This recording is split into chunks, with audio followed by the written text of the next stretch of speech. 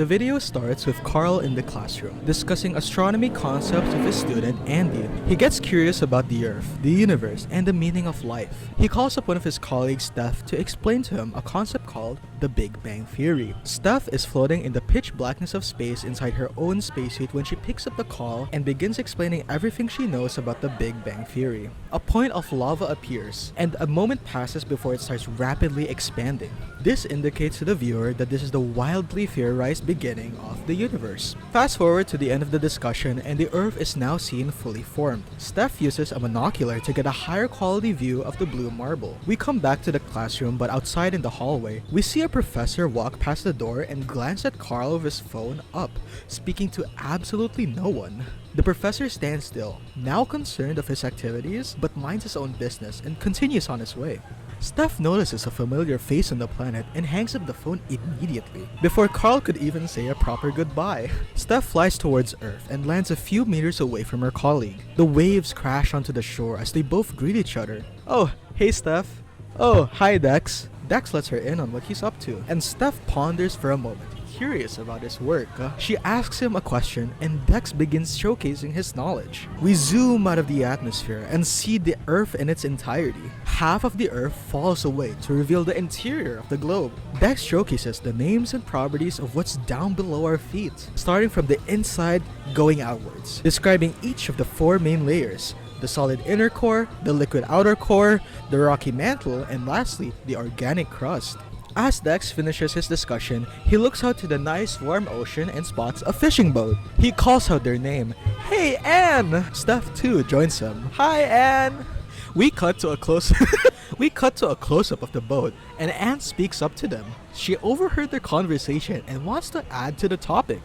She has been studying the four subsystems of the Earth recently and would like to share her insights. 1. The atmosphere. We go into the sky and see birds flying and satellites orbiting. 2. The hydrosphere. We go into the waters off Cebu to see the aquatic wildlife. 3. The geosphere. We see the rolling hills and beautiful flower-filled plains. And lastly, 4. The biosphere. We see the huts on the shore and the villagers who inhabit it. Back on the boat, we see a male figure approach behind Anne before pushing her into the warm fish-filled water below. Steph and Dex react to the commotion in disbelief. A familiar face comes into focus. Axzelle. He questions the possibility of life on exoplanets and talks about how unique the Earth is, considering how it's the only planet we know of that harbors life. He highlights the fact that we have liquid water, a suitable atmosphere, a strong magnetic field, a moon, and more. These things contribute to making the Earth a rare gem in the galactic neighborhood. Anne climbs back on board, drenched from the ocean, and panting from exerting so much energy swimming. She enters the frame after Axzelle finishes his explanation. She makes a sarcastic "thank you" comment to Axzelle after he pushed her off. And now, this is when Steph suddenly comes to a realization. She knows how the universe began, but she doesn't know how the universe will end. She grabbed her phone and dialed Karl's number. Karl responds with an, actually, yeah.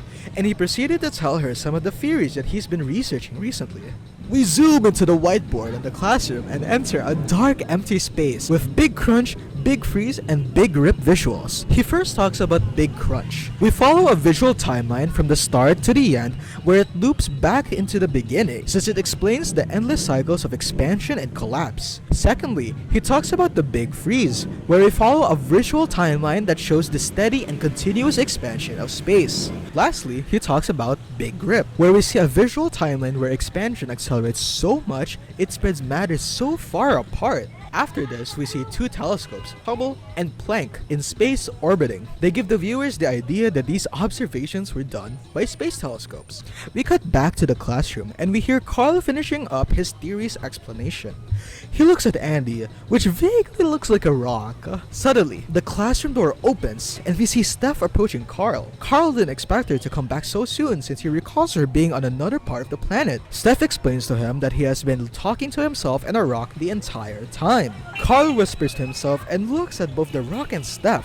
He suddenly comes to the realization that he's been hallucinating all along and says, "Oh!" Karl and Steph both look at the camera in synchronization, and a short, playful jingle plays, indicating the end of the story. A Looney Tunes style end plays where the borders come in inwards and focus on the rock before filling up the screen in black. A "thank you for watching" message appears, and the end credits start rolling with bloopers on the side.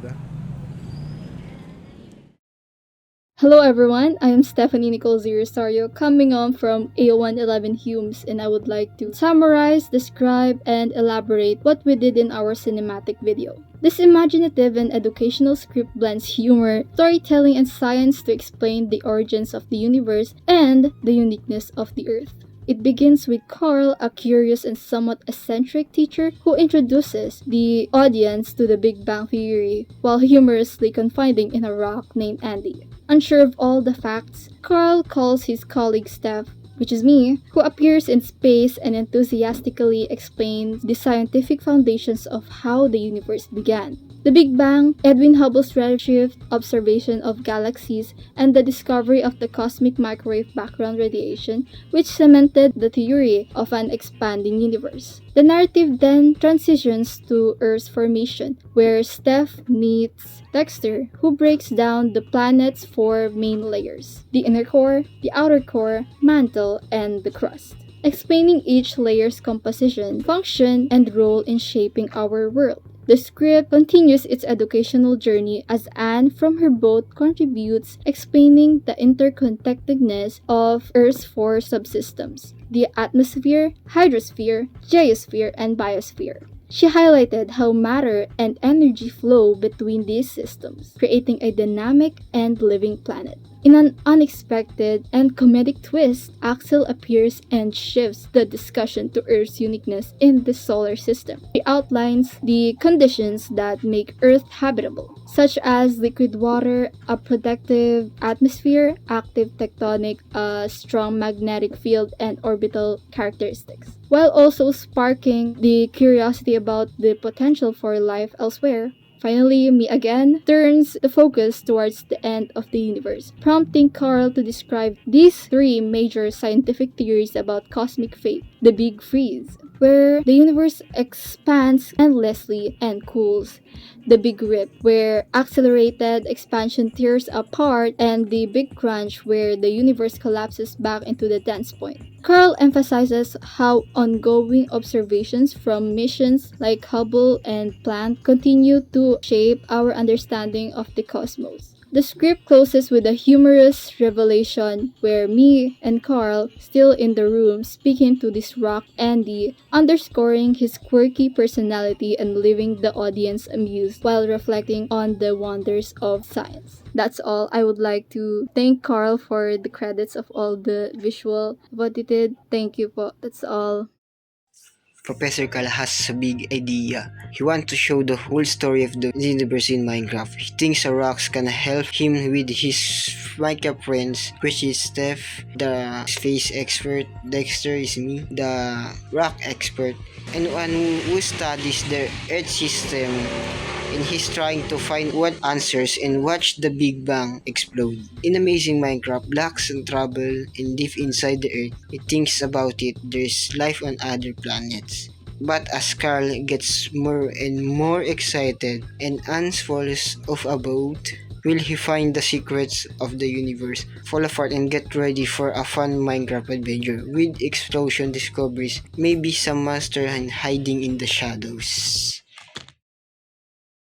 This script is a fast-paced, funny, and surprisingly informative cinematic film script that mixes science with chaos in the best way. It starts with Karl, a clueless but lovable character, who asks big questions about the universe. Since his rock friend Andy isn't much help, Karl calls up his colleague Steph, who just so happens to be chilling in space. From there, the script jumps through topics like the Big Bang, Earth's layers, the planet's different systems, and even theories about how the universe might end. It introduces a bunch of characters: Steph, Dexter, Anne, and Axzelle, each bringing a different piece of the science puzzle. There's even a moment where someone gets pushed off a boat mid-sentence, because why not? What makes this script stand out is how it blends actual science with random humor and unexpected moments. It uses visual storytelling and creative transitions to make complex topics easier to understand. Technically not your average science video. It feels more like a chaotic group project that somehow ended up being educational. In the end, it circles back to Karl Karl realizing he's been talking to himself the whole time, which somehow makes perfect sense. To summarize the script, it's educational, weird, and it works a fun way to learn big science ideas without falling asleep. And maybe you'll even walk away knowing the difference between the Big Bang and the Big Crunch.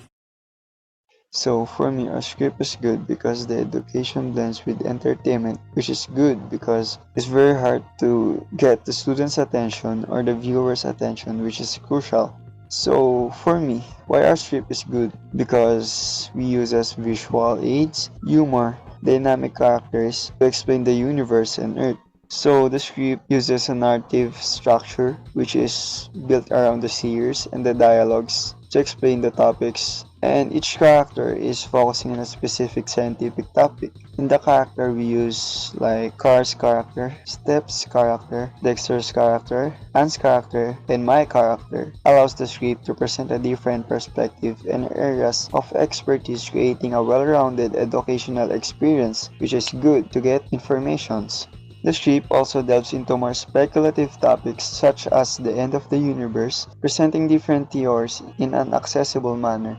Karl's whiteboard and the transition to empty space serve as visual aids, helping to illustrate these abstract concepts, which is good because it also helps the viewers nor the students to understand it much more easier. Overall, the script for me is a well-crafted piece of educational entertainment that effectively combines scientific information with the humor and a visual storytelling. It is designed to spark a curiosity and encourage the viewers to explore the wonders of the universe and our planet. That's all.